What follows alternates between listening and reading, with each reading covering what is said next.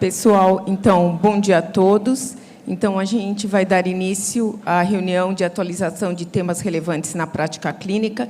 Eu queria, então, novamente, deixar para vocês que essas aulas elas são gravadas, né? E elas também estão disponíveis, os slides mais importantes e a mensagem, nesse site da Clínica Médica, clinicamedica.fmusp.com.br, e os temas também são gravados, estão disponíveis no YouTube. Essas aulas já estão gravadas já há vários anos, tá? E elas são gravadas pelos temas, é fácil de abrir. Eu também gostaria de, novamente, lembrar do simpósio, o terceiro simpósio interdisciplinar da Clínica Médica, né, que vai ser realizado no dia 20 a 21 de 9 de 2019. Então, eu gostaria que os residentes já se inscrevessem e também passassem, através de redes sociais, sobre esse nosso simpósio. Tá, obrigada. Então, agora, nós gostaríamos, quem vai discutir e apresentar é o Serviço de Reumatologia do Hospital das Clínicas da Faculdade de Medicina. O tema que nós vamos discutir é neuropatia periférica e doenças reumáticas. Quem vai apresentar o caso clínico é o Dr. Erivelton de Azevedo Lopes, que é o médico residente R4 da reumatologia da Faculdade de Medicina. E quem vai apresentar é a doutora Sandra Passotto, que é doutora, médica assistente do Serviço de Reumatologia do HCFMUSP. Obrigada, Erivelton. Bom dia a todos. Meu nome é Erivelton, eu sou residente do 2º ano de Reumatologia. Gostaria de agradecer a oportunidade, parabenizar mais uma vez o Departamento de Clínica Médica pela realização desses encontros que promovem a interface entre as diversas especialidades. O nosso caso vem muito ao encontro disso, justamente para dar essa relevância da interface entre as diversas especialidades. O caso clínico da nossa paciente é uma mulher de 30 anos, branca, solteira, que procura o pronto atendimento do HC com queixa de incapacidade de permanecer em pé há cerca de 4 dias. Quando a gente vai revisar a história dessa paciente, na verdade, ela se inicia 3 anos antes, com uma evolução progressiva e aditiva de parestesias. Inicialmente em 4º e 5º dedos da mão direita, que progridem para cotovelo direito. Nessa época, a paciente recebe diagnóstico externo de síndrome do túnel do carpo. Em cerca de 3 a 4 meses, ela progride para parestesia de pé direito, que evolui para a coxa direita. No mesmo intervalo de tempo, parestesia de 4º e 5º dedos de mão esquerda, que progride para cotovelo esquerdo. E, por fim, parestesia de pé esquerdo, que progride para a coxa esquerda. Nessa época, ela recebe o diagnóstico externo de fibromialgia. Há cerca de 2 anos, ela passa a sentir dificuldade para sentir objetos.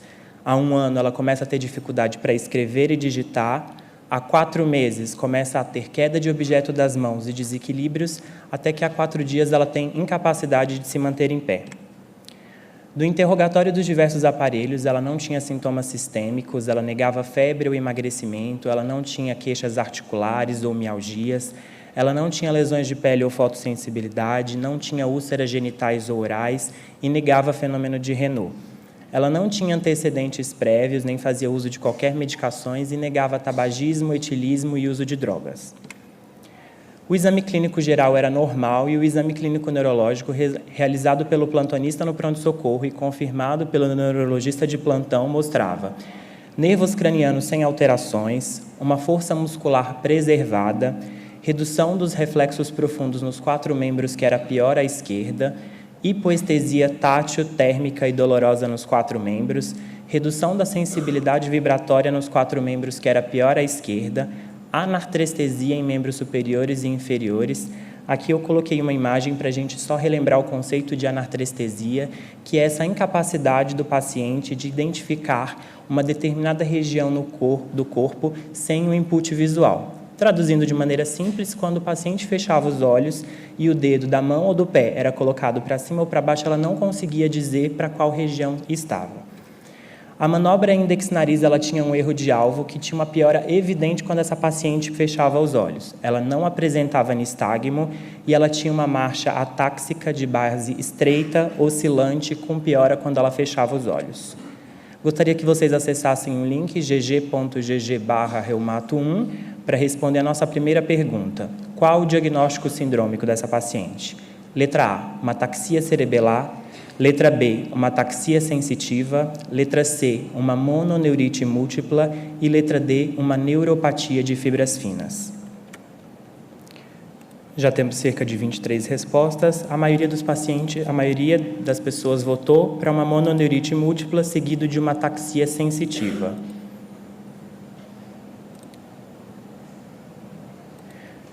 Para a gente continuar o nosso caso clínico, a gente vai repassar algumas coisas importantes do exame físico dessa paciente. Quais eram as principais alterações que ela tinha objetiva? Era uma alteração principalmente de sensibilidade, tanto superficial quanto profunda. Então, a sensibilidade térmica dolorosa estava alterada, assim como a sensibilidade vibratória e a anartrestesia caracterizando a sensibilidade profunda. Ela tinha uma hiporreflexia difusa e ela tinha uma manobra index-nariz e uma marcha táxica que tinha uma característica peculiar.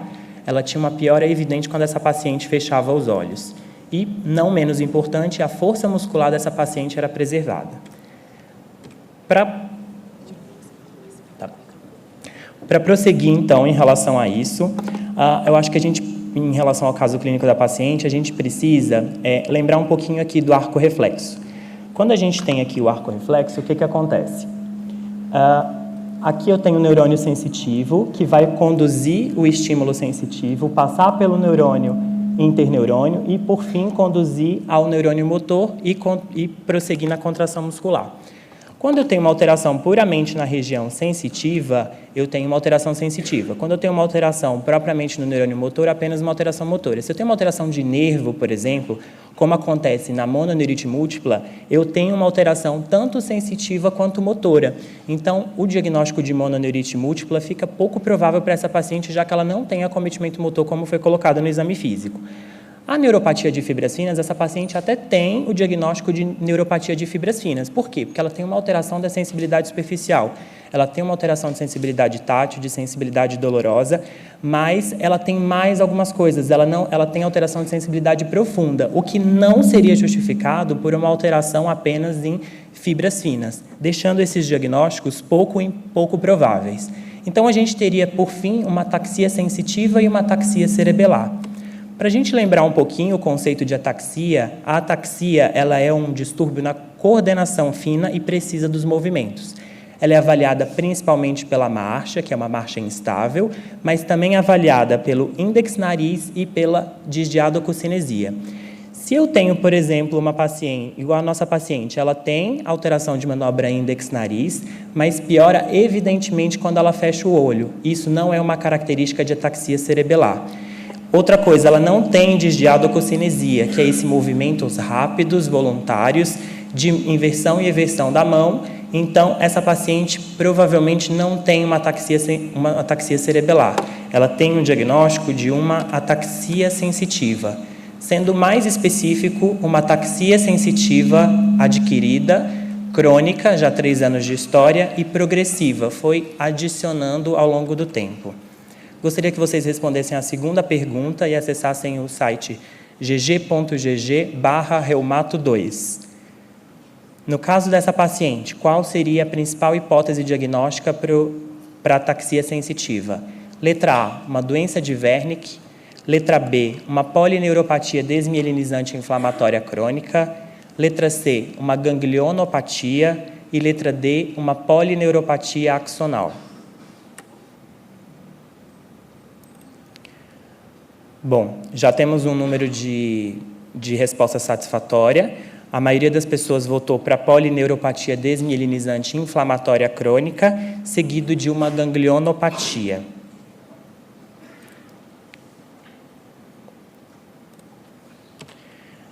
Para a gente responder a isso, então, a gente vai lembrar um pouquinho cada uma delas. A doença de Wernicke, que é resultado de uma deficiência de vitamina B1, ela é caracterizada por uma tríade clássica, de ataxia, alteração da musculatura ocular extrínseca, como nistagmo, e uma confusão mental. A tríade nem sempre ela está presente, mas a nossa paciente, além dela não ter a tríade, ter só ataxia, ela não tem nenhum fator de risco para uma doença de Wernicke. Ela não é uma paciente etilista, ela não fez uma cirurgia bariátrica, ela não tem uma doença intestinal inflamatória comprometendo o grau de absorção dela. A polineuropatia desmielinizante inflamatória crônica, que foi a maioria do que o pessoal respondeu. Para a gente lembrar a polineuropatia desmielinizante inflamatória crônica, ela é uma espécie de Guillain-Barré de uma maneira crônica. Ela tem um acometimento motor mais importante do que o acometimento sensitivo. Então, isso também fala contra o quadro de PDIC, no caso. Uma polineuropatia axonal. A polineuropatia axonal, ela tem uma característica de acometer neurônios de comprimento maior. Então, ela começa acometendo o axônio do neurônio de membros inferiores com parestesias ascendentes, quando chega mais ou menos na região de joelho, que passa para acometer neurônios superiores, ou seja, primeiro neurônios de comprimento maior e depois neurônios de comprimento menor. Essa não é a característica da história da nossa paciente, que começa com parestesias de membros superiores e não de membros inferiores. Então, ela fica com o diagnóstico de uma ganglionopatia. Nossa, mas o que seria, então, uma ganglionopatia, né? Vamos lembrar aqui do arco reflexo que a gente tem o neurônio sensitivo, aqui o gânglio da raiz dorsal, ou gânglio da raiz sensitiva, e esse gânglio da raiz sensitiva é um dos principais responsáveis pela sensibilidade profunda. Então, a sensibilidade à anartrestesia, a sensibilidade vibratória, um dos principais responsáveis nós temos como o gânglio da raiz dorsal. Então, ele seria o responsável. Por que eu teria uma hiporreflexia? Porque eu estou acometendo aqui uma região do arco reflexo, esse estímulo não é conduzido adequadamente, então eu teria uma hiporreflexia. Por que eu não tenho alteração de força muscular? Porque eu tenho um acometimento exclusivamente do neurônio da região sensitiva, eu não tenho acometimento motor. Então, por isso, essa paciente recebe o diagnóstico de uma ganglionopatia. Diante disso, ela realiza uma eletroneuromiografia, e a eletroneuromiografia mostra um comprometimento axonal, não comprimento dependente, sem alteração muscular, sem alteração de força, confirmando, mais uma vez, a hipótese diagnóstica dessa paciente. Aqui é só uma imagem para a gente mostrar a ressonância dela, e aqui nas setinhas a gente vê um realce discreto do gânglio da raiz dorsal pós-contraste, mostrando o acometimento da paciente. Ela realizou ainda um líquor que veio totalmente normal, não tinha celularidade aumentada, proteínas normais, ADA normal, teste para sífilis e herpes vírus negativo, bandas oligoclonais negativas, culturas negativas. E aí eu acho que a pergunta que fica para a gente, quando a gente está diante de uma paciente com uma neuropatia periférica, é: esse quadro é um quadro neurológico puro, isolado, ou eu tenho uma doença sistêmica que é a responsável por esse acometimento neurológico? Acho que é essa a pergunta que fica para a gente sempre. E aí, alguns exames que foram feitos simples, a admissão do paciente no PS. Foi realizado, por exemplo, um hemograma. E no hemograma dessa paciente evidenciava uma anemia de 10,8. Era uma anemia normocítica normocrômica, sem alteração das outras séries. Foi realizado ainda propedêutica laboratorial simples, com ureia, creatinina, sódio, potássio, glicemia, todos normais, PCR normal. Com quadro de neuropatia, a gente não pode deixar de afastar as infecções. Foram realizadas as sorologias para hepatites, HIV e sífilis que vieram negativas. E aí, dentro desse contexto clínico de uma paciente com uma neuropatia, que a gente está tentando rastrear um quadro sistêmico para ela, nós temos o exame de urina. E o exame de urina ele mostra uma alteração simples, a princípio, que é um aumento do pH urinário. Entretanto, como você está procurando uma alteração sistêmica, será que essa paciente tem alguma outra coisa que está justificando esse pH urinário aumentado? Será que ela tem um acometimento renal, alguma coisa que justifica isso? Foi realizada uma gasometria venosa, junto com cloro e anion gap urinário, mostrando aqui uma acidose metabólica, um BIC de 21, com o cloro aumentado e um anion gap positivo, um anion gap urinário positivo. Isso remetendo ao quê? A uma acidose tubular renal. Então, essa paciente tinha um acometimento neurológico e um acometimento renal caracterizado pela acidose tubular renal. Essa paciente foi internada e prosseguida a investigação. Perfil do ferro junto com provas de hemolis eram normais. A vitamina B12 num quadro neurológico, a gente não pode esquecer, também era normal. Função tireoidiana era normal. VHS, eletroforese de proteínas e as doenças neoplásicas também foram amplamente investigadas e foram descartadas. Diante disso, o que a gente tem? Uma paciente com uma doença sistêmica. Eu tenho um quadro neurológico, caracterizado por uma ganglionopatia, um quadro renal, caracterizado por uma acidose tubular renal e uma anemia de doença crônica. Gostaria que vocês respondessem a nossa terceira pergunta, gg.gg/reumato3. Considerando que foram afastadas as causas paraneoplásicas, infecciosas e metabólicas, qual a doença reumatológica associada à ganglionopatia? Já temos um número de respostas considerável. A maioria das pessoas escolheu o diagnóstico de síndrome de Sjögren primária, seguido de vasculites primárias.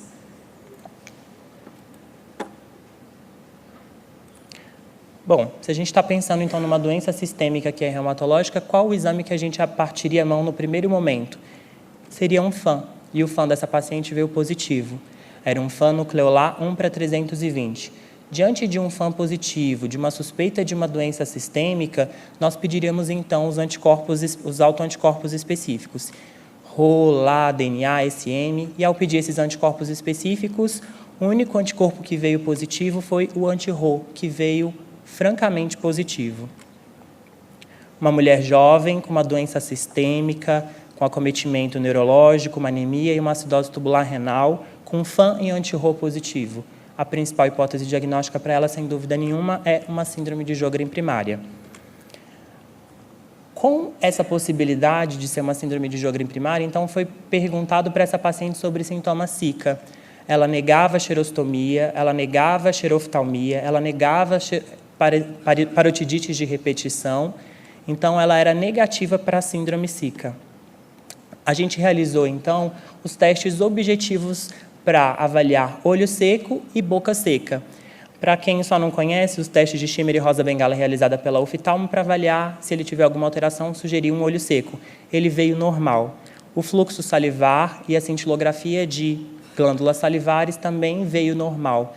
Então, diante disso, vem a nossa última pergunta. Gostaria que vocês acessassem gg.gg/reumato4.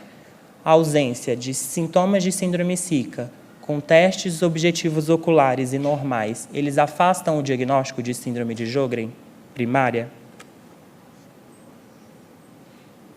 Bom, com um número expressivo de respostas, a maioria das pessoas defendeu que eles não afastariam o diagnóstico de síndrome de Sjögren primária. Mas, para responder essa pergunta, gostaria de convidar a doutora Sandra e agradecer mais uma vez. Obrigado.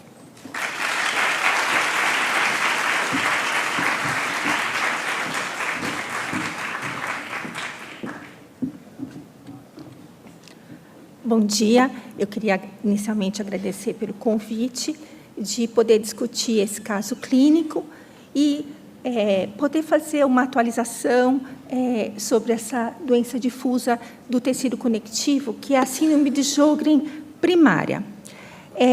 Em recente meta-análise, publicada em 2015, foi observado que a incidência global, a prevalência global, mundial, dessa doença está ao redor de 0,1%, o que a torna a doença difusa do tecido conectivo mais frequente, daí a importância do seu estudo.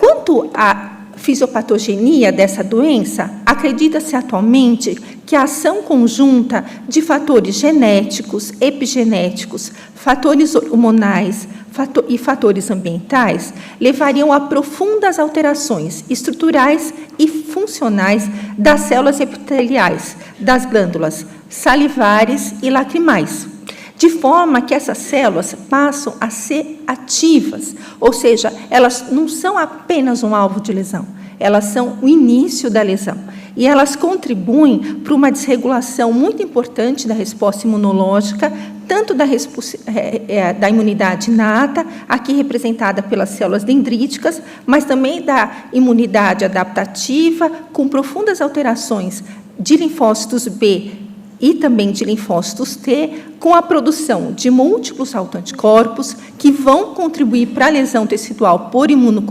deposição de imunocomplexos e também a produção de diversas citocinas que também vão levar a uma agressão tecidual importante das glândulas lacrimais e salivares, como nós observamos nessa figura, né, com parotidite e um infiltrado inflamatório linfocitário.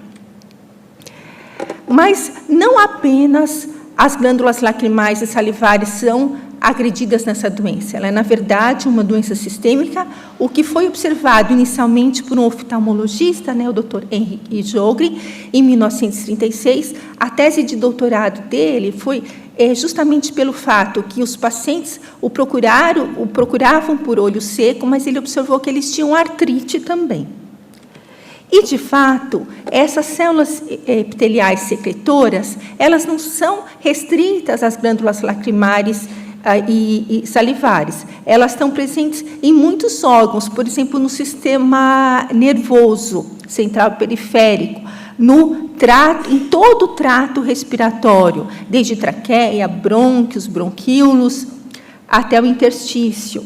Nos rins, principalmente no interstício, nos túbulos renais, em todo o sistema digestivo, principalmente as glândulas do estômago. Então, isso só essa observação já explica porque essa doença pode ter um espectro de apresentação clínica tão amplo, tão complexo. E que assim, os pacientes eles não vão se apresentar apenas para os reumatologistas e oftalmologistas, mas praticamente para os clínicos e para médicos de múltiplas especialidades. Voltando ao nosso caso clínico, entretanto, apesar de ter manifestação sistêmica, a lesão do epitélio dessas glândulas é muito importante para o diagnóstico dessa doença. É um ponto extremamente importante. E será que, nesse caso, existiria evidência de acometimento das células epiteliais glandulares? Como o Eurivelto apresentou, essa paciente não tinha nenhum sintoma de síndrome Zika, nem parotidite, e os testes objetivos oculares e orais foram negativos. O teste de Schirmer, né, em que a gente coloca uma fílica milimetrada na conjuntiva no espaço inferior e vê a produção de lágrima. O teste de coloração ocular, que no caso foi feito rosa bengala, mas eu queria frisar que hoje em dia se preconiza o verde lisamina e a fluoresceína por ser menos irritativo para a superfície ocular. Fluxo salivar e cintilografia de glândulas salivares também normais. Será que a gente deve insistir nesse diagnóstico de síndrome de Sjögren? Sim. Nessas imagens, nós temos a biópsia dessa própria paciente, né? Ela foi submetida à biópsia de glândulas salivares menores, né? E nós podemos observar aqui que ela tem um aspecto clássico de síndrome de Sjögren primária, bastante interessante. Olha, porque ela tem os focos de linfócitos, né? Que são agregados de pelo menos 50 linfócitos. Esses focos estão localizados em tecido glandular aparentemente normal, ou seja, eles não estão em áreas de fibrose e nem de substituição gordurosa. E aqui, no maior aumento, nós podemos observar que esses focos agridem os ductos. Essa é a classe de definição realizada por Troy Daniels, né? Ou seja, não é agredindo o vaso, é agredindo o ducto. E, além disso, o paciente tem que ter, no mínimo, um foco por 4 milímetros quadrados de tecido glandular, para ser compatível com síndrome de Sjögren, né?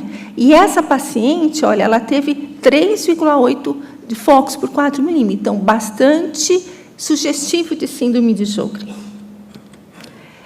Entretanto, será que a histologia das glândulas salivares é suficiente, apenas isso para o diagnóstico de síndrome de Sjögren? Não. A histologia ela não é patognomônica, ela não é específica da síndrome de Sjögren. Então, apesar de ser um importante componente no critério, nós precisamos de mais elementos. E também, em igual importância, qual que é o outro elemento diagnóstico? É a pesquisa dos autoanticorpos. E quais os principais anticorpos na síndrome de Sjögren? Como bem descrito na literatura, os principais anticorpos são anti-Rho, que é dirigido a duas proteínas de 60 kilodaltons e 52 kilodaltons, e anti-LA dirigido a uma proteína de 50 kilodaltons, como a gente vê nessa imagem de monoblotting. Lembrando, eles também não são específicos da síndrome de Sjögren, eles estão presentes em várias doenças, reumáticas ou não, autoimunes, mas eles são tão frequentes que eles são um componente muito importante para o diagnóstico. Então, o anti-Rho, dependendo da técnica empregada para a sua detecção, varia de 60% a 90% dos casos, e o anti-LA de 30% a 60% dos casos. E como a gente faz, na prática clínica, a pesquisa de autoanticorpos? Então, o primeiro exame, né, o mais importante, que é a triagem para a pesquisa de autoanticorpos, é o teste de FAN, né? Atualmente, ele vai se denominar anticorpos anticélulas REP2, pesquisado por imunofluorescência indireta nas células REP2. E nós podemos observar aqui nas setas, esse aqui é o soro é o soro da paciente mesmo. E ela tem um padrão nucleolar, ó, nas setas a gente vê os nucléolos bem marcados, com um título alto, 1/320, né? Quanto mais alto o título, mais sugestivo de doença autoimune. Mas será que esse padrão, será que ele é sugestivo de anticorpo anti-Rho? Será que a gente, quando vê esse padrão de FAN, a gente insistiria na pesquisa do anti-Rho? E é bem interessante a resposta, sim. Eu queria citar a trabalhos mais recentes e essa meta-análise publicada em 2009, entre que esses autores foram estudar os padrões de FAN do Rho, dos dois componentes do Rho, a fração anti-Rho 60 e a fração anti-Rho 52. Então, como a gente é amplamente conhecido, o padrão mais frequente é o padrão de FAN nucleolar pontilhado fino, mais de 40% para as duas frações. Mas também, em alguns casos, aparece o FAN pontilhado grosso, a gente percebe isso na rotina, menos para a fração 52, né? Então, menos de 10% nos casos. Mas olha que interessante, foi observado que para as duas frações de anticorpos, em mais de 20% dos casos, pode se apresentar com anticorpo com padrão nucleolar, como no nosso caso clínico. E uma outra nota importante que eu queria fazer, que mesmo usando como substrato as células REP2, em cerca de 2 a 10% dos casos, as amostras de anti-Rho podem ser negativas para a FAN. Então, qual é a mensagem? Um FAN negativo não descarta a autoimunidade e um FAN negativo não descarta a presença do anticorpo anti-Rho. Então, se a suspeita é síndrome de Sjögren, a gente tem que prosseguir e solicitar o anticorpo anti-Rho. Resumindo, então, no nosso caso, clínico, a gente tem uma paciente com a biópsia de glândulas salivares positivas, anti-Rho positivo. Será que isso é suficiente para o diagnóstico da síndrome de Sjögren primária? Vamos ver, então. Nesse aspecto, eu queria destacar os novos critérios para a síndrome de Sjögren primária que foram publicados em 2017 e que representam um consenso entre o Colégio Europeu e o Colégio Americano de Reumatologia. E esses critérios, eles chegam quebrando um paradigma. Que paradigma é esse? Você vê que não fazem parte do corpo dos critérios os sintomas de síndrome Zika, né? Por quê? Ou seja, o paciente não necessariamente ele tem que ter sintomas de síndrome Zika para ter o diagnóstico dessa doença. E o objetivo desses autores foi justamente tentar, com esses critérios, talvez fazer o diagnóstico mais precoce dessa doença. Outra diferença em relação aos critérios anteriores é que cada item recebe um peso conforme sua importância. Então, quais são esses itens? A histologia, conforme eu já descrevi, se a alodanite linfocítica focal, então tem que estar agredindo o ducto, com o score focal maior ou igual a 1 por 4 milímetros quadrados. Olha, tem um peso 3. O anticorpo anti-Rho positivo, olha, ele tem importância, ele está no mesmo nível da biópsia. Depois, nós temos a coloração ocular, que pode ser feita por 2 escalas, o oftalmologista pode empregar 2 escalas, né? E lembrando que, se puder servir de lisamina mais fluorescina, menos irritativo para o olho do paciente, tá? O teste de shimmer, e essas alterações, tanto coloração como no shimmer, basta apenas de um olho, que às vezes é raro, é incomum, mas às vezes é assimétrico, e o fluxo salivar não estimulado menor que 0,1 ml por minuto. Então, para fechar o diagnóstico de Sjögren, o paciente tem que ter uma somatória, um score desses pontos, pelo menos 4. No caso da nossa paciente, ela tinha biópsia positiva e anticorpo anti-Rho positivo, dá um score de 6, compatível com síndrome de Sjögren primária. Entretanto, esses critérios, eles não devem ser aplicados indiscriminadamente. Eles devem ser aplicados dentro de um contexto clínico adequado. São 2 contextos clínicos. O primeiro é o de síndrome SICA, determinado com perguntas básicas, como, por exemplo, o senhor sente secura ocular nos últimos 3 meses? Sensação de areia nos olhos? Tem necessidade de usar lágrimas artificiais? Tem sensação de boca seca nos últimos 3 meses? Na vida adulta, alguma vez já teve aumento de parótida?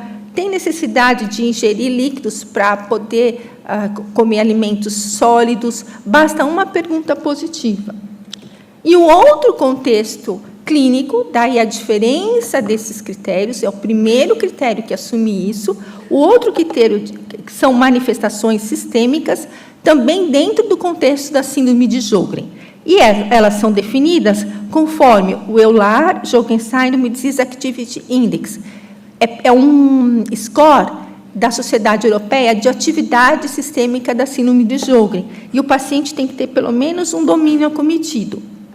Brevemente, esse score é composto por 12 domínios, cada um tem o seu peso, então, com sintomas constitucionais, linfadenomegalias, aumento de glândulas salivares, artralgias e artrite, alterações cutâneas, respiratórias, renais, que a nossa paciente apresenta, muscular, do sistema nervoso periférico, que a nossa paciente também apresenta. Então, a gente vê que ela tem 2 alterações e de peso, então ela tem um contexto clínico adequado, sistema nervoso central, hematológico e biológico.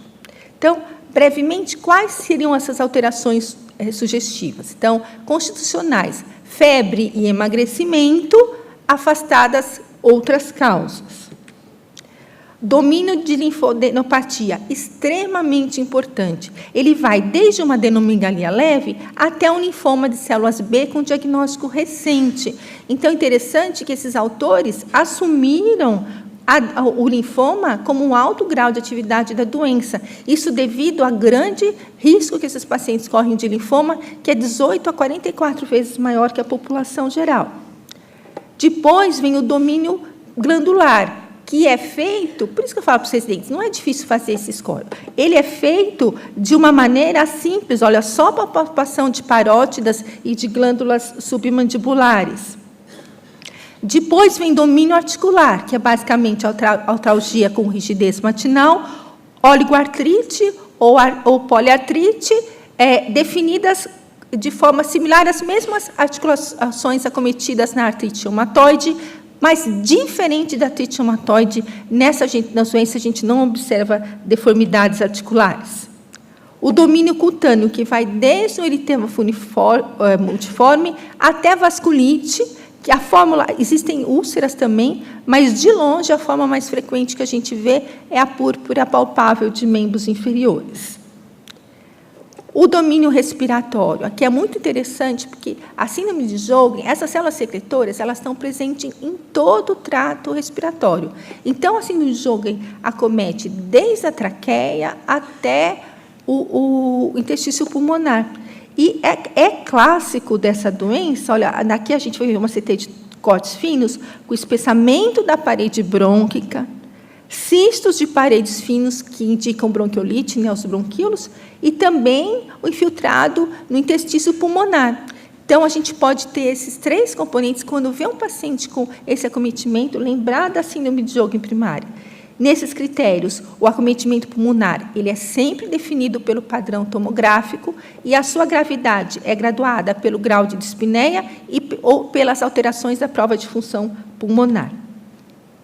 O domínio renal, extremamente importante, né? Ele é feito de forma similar ao lúpus, com avaliação da função renal, do sentimento urinário, proteinúria. O diferente, gente, é que a síndrome de Sjögren sempre pediu uma gasometria venosa, porque esses pacientes podem ter acidose tubular e ela muitas vezes é assintomática. Então, não esqueci de fazer essa avaliação. No nosso caso, o paciente tinha acidose tubular sem insuficiência renal. O domínio muscular, aqui é necessário sempre uma comprovação eletromiográfica ou por biópsia de miosite. Como eu vou falar mais adiante, é um acometimento raro e uma miosite muito menos grave do que a gente observa nas miopatias inflamatórias. E o sistema periférico, que é o caso da nossa paciente. O acometimento da síndrome de Sjögren talvez seja a colagenose que tenha o acometimento mais rico no sistema nervoso periférico, já que a gente tem acometimento desde os axônios, nas polineuropatias axonais, também polineuropatias desmielinizantes, que tem um pior prognóstico, ataxia, a gangliononeuronopatia sensitiva, que o Erivelto já apresentou, e, mais recentemente, mas não faz parte desses critérios, a neuropatia de fibras finas. Então, no domínio do sistema nervoso periférico, além disso, a gente tem a neuropatia do trigêmeo, e, conforme a alteração sensitiva ou motora, a gente vai graduando em gravidade, índice de atividade. Então, a nossa paciente tem uma ganglionopatia com ataxia grave, o que dá uma alta atividade no sistema nervoso periférico. No sistema nervoso central, a gente também tem acometimento, só que aqui é um pouquinho diferente do lúpus eritematoso sistêmico, porque o que predomina é um quadro clínico tipo esclerose múltipla, então a esclerose múltipla símile, com um curso remitente de déficits motores e sensitivos.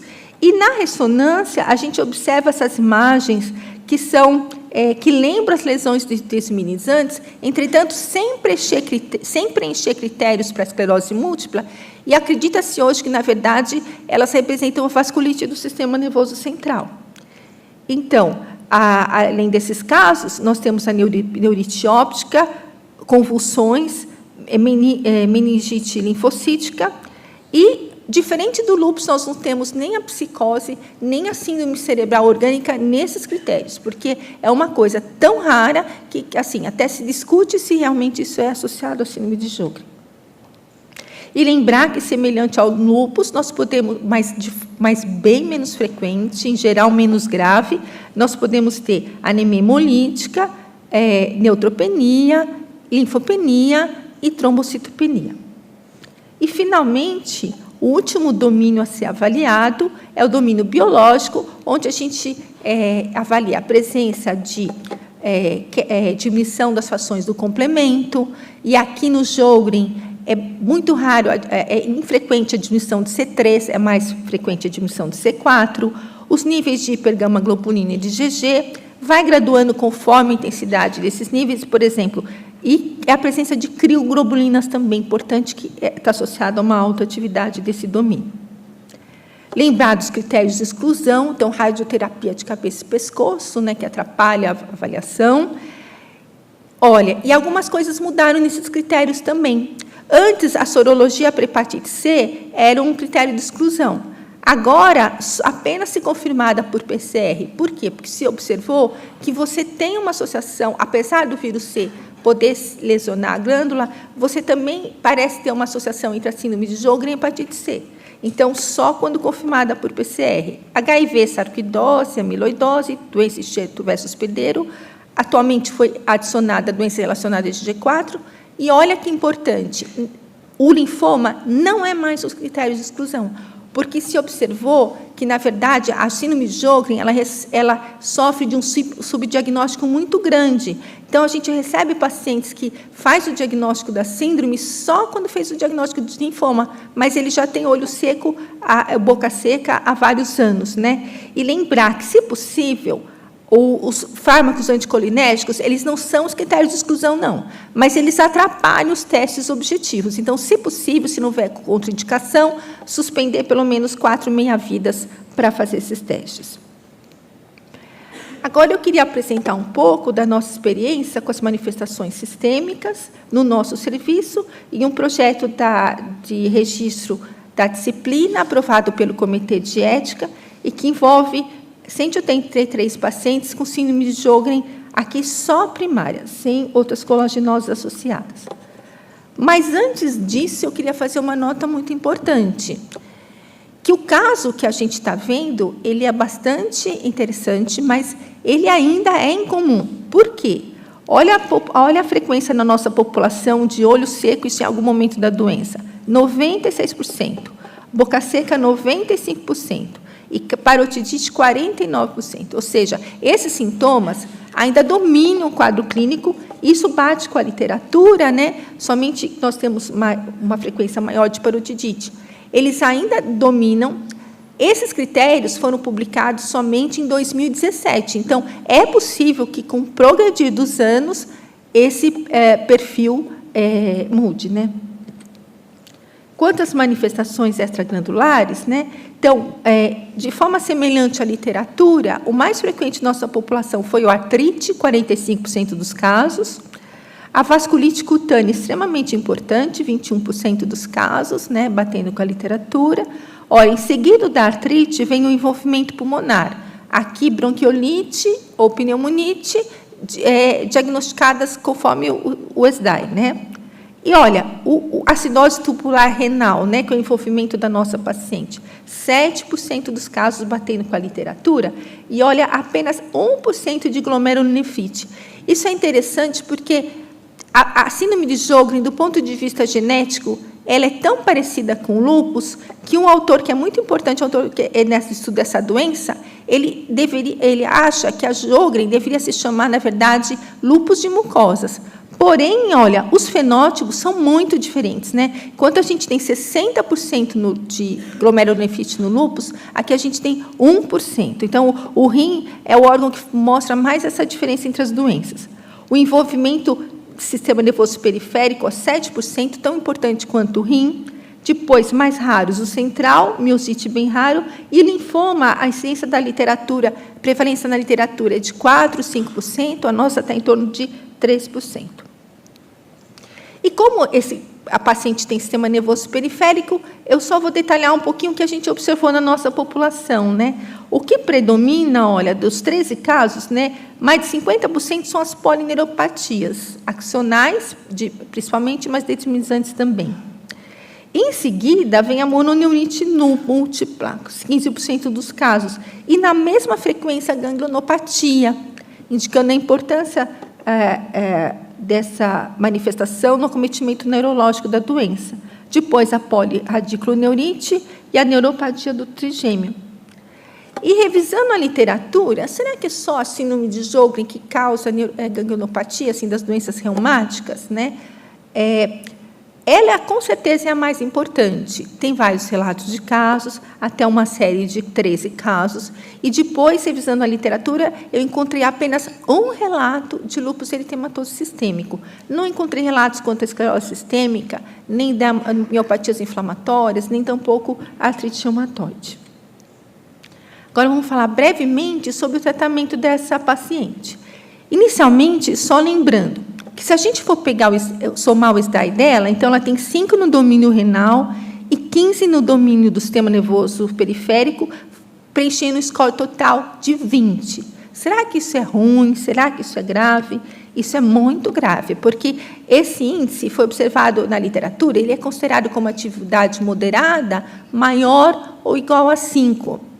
E ele ajuda no segmento clínico e, além disso, foi observado recentemente que, quando esse índice está persistentemente elevado, maior ou igual a 5, você tem tem um maior risco para o desenvolvimento de linfoma. Então, a gente tem que ficar de olho nele.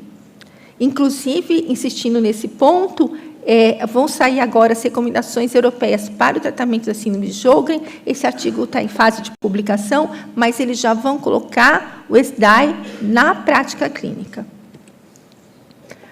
A nossa paciente foi tratada com pulso de metilprednisolona, seguido de prednisona 60 mg por dia. Depois, ela fez 6 pulsos mensais de ciclofosfamida, semelhantes ao NIAID do lúpus, e também recebeu citrato de potássio pela acidose tubular renal. Quando terminou as pulsos de ciclofosfamida,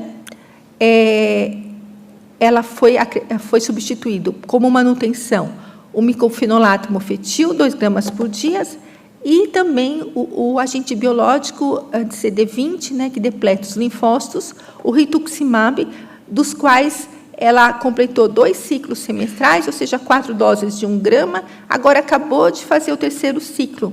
E como essa paciente evoluiu?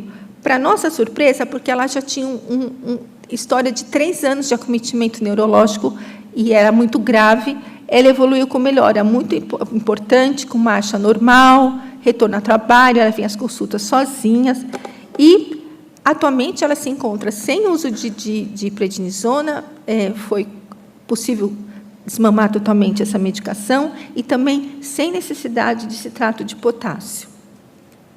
Mas será que esse tratamento é baseado em evidências? Falar em evidências para o acometimento para a síndrome de Sjögren já é difícil. Para a manifestação sistêmica, então, é muito difícil. Então, o que acontece com o sistema nervoso é o mesmo que acontece com o pulmão, com o rim, com todos os órgãos na síndrome de Sjögren. A experiência vem mais de séries de casos e estudos abertos.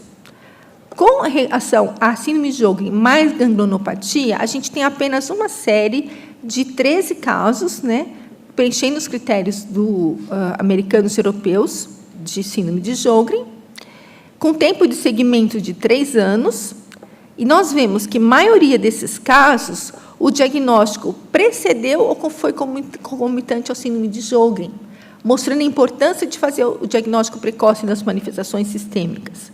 Esses pacientes foram tratados, em geral, com glicocorticoides e associação de um imunossupressor, seja micofenolato, ciclofosfamida, outros. Alguns casos também receberam gama-globulina intravenosa. A melhor resposta observada foi com glicocorticoides mais imunossupressores, mas esses autores pontuam que, apesar desse tratamento, a doença evoluiu de forma insidiosa, crônica e incapacitante. Mais recentemente, nós temos relatos de casos de pacientes que receberam tratamento. Nós fizemos um tratamento similar ao descrito nesse caso, com ciclofosfamida mais corticoide e depois com rituximab, com melhora importante do quadro. Mas só para organizar um pouquinho o raciocínio da gente no tratamento da síndrome de Sjögren, diante dessa falta de evidência da literatura, apenas em 2007 foi publicado o primeiro grupo de guidelines para o tratamento do Sjögren, aqui no tratamento das manifestações sistêmicas, que foi realizado pela Sjögren Simon Foundation e pelo Colégio Americano de Reumatologia. E eu queria falar aqui, então, especificamente das manifestações sistêmicas. Então, quais são as recomendações? Sempre iniciar com um glicocorticoide mais um imunossupressor. A dose de glicocorticoide vai depender do tipo de acometimento da sua gravidade. Por exemplo, a artrite, a gente entra com uma dose bem baixinha. E o imunossupressor, eles não indicam específico, porque ainda não tem uma força de evidência. Agora, se o paciente tiver uma resposta parcial ou toxicidade aos imunossupressores ou glicocorticoides, você pode administrar o rituximab com base em estudos não randomizados e séries de casos, né? Esse medicamento ainda não é aprovado para síndrome de Sjögren, então a gente solicita sempre um processo administrativo para poder receber a medicação. E quais são as manifestações que têm melhor resposta com rituximab? A vasculite, com ou sem crioglobulinemia. A vasculite, inclusive, gente, tem estudo de trial randomizado controlado. Por que não foi liberada a medicação? Porque esses trials são voltados para olho seco e boca seca, né? Então, não foi o endpoint primário do estudo. Mas, para olho seco e boca seca, essa droga não é recomendada, é para as manifestações sistêmicas.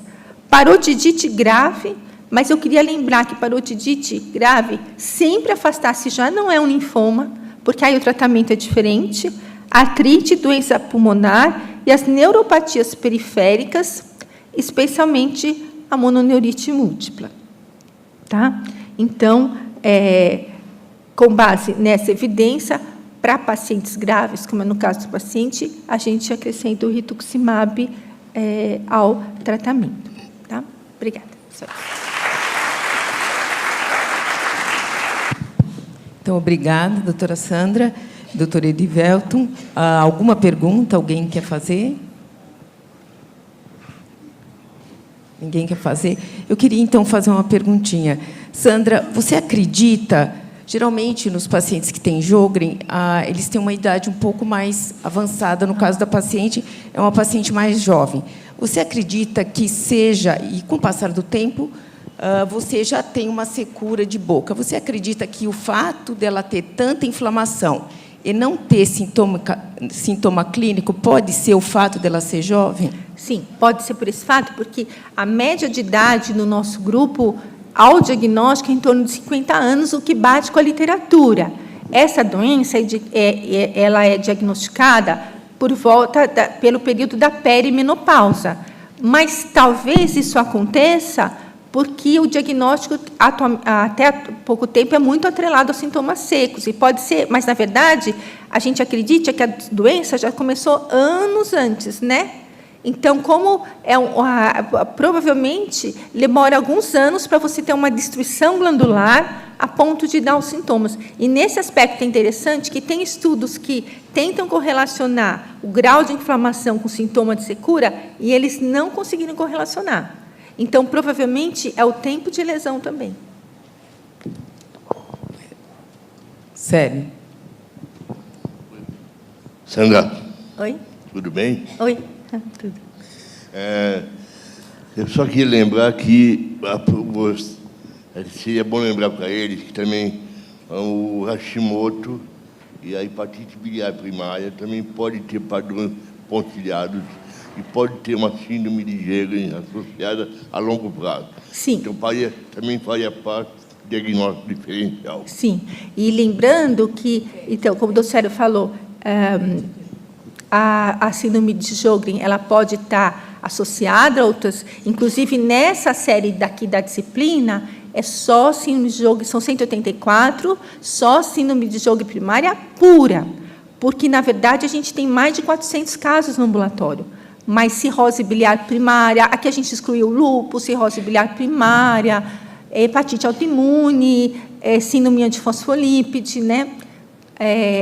Essas evidências que nós trouxemos é para a síndrome de Sjögren primária, então também entra no diferencial.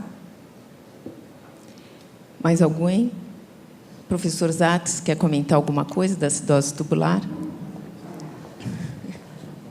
Rapidinho, não, desculpa, não de acidose tubular, mas você mencionou, assim, de passagem, insuficiência renal como uma possível complicação, mas, pelo que eu entendo, e a nossa experiência também, é uma coisa rara, né?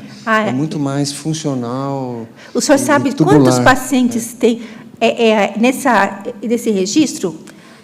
Eu considerei como alteração da função renal, creatinina maior que 1,3. Só 2 pacientes têm. Olha a diferença do lúpus, né?